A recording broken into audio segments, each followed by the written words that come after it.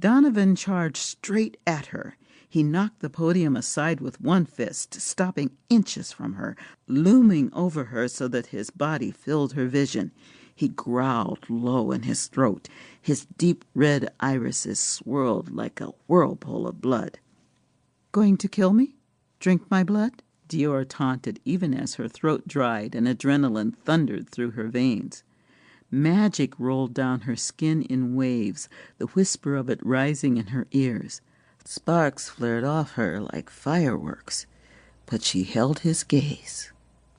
"I could drain you dry in moments," he whispered. "Rip your throat out in one bite." "Sure," Deor forced herself to smile. "But you'd be doing it in front of the head of the department, the bard in charge of the adoption. Then you'd have to go back to your oh-so-important daddy and tell him you can't do your job because you ate some half-human. And what kind of big, scary monster points do you get for eating a pathetic creature like me? In public. In this space." Donovan's nostrils flared, and he jerked forward at her again.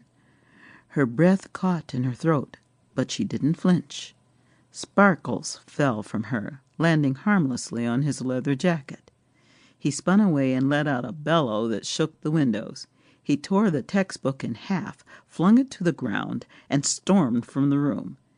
She swallowed hard and swayed, her knees again threatening to give way. Instead, she turned to Jeff. "Get your bodyguard under control, or I'll throw both of you out and fail you. If he's in here, he's a student. Am I clear?" "Yes, ma'am," Jeff said with a relieved grin. He leaned forward and whispered in a voice only she could hear, "You are so much more than I expected." He bowed slightly and left. Deor turned to the class, gesturing at the scattered pages and shattered lectern. "I seem to have lost my textbook and my podium.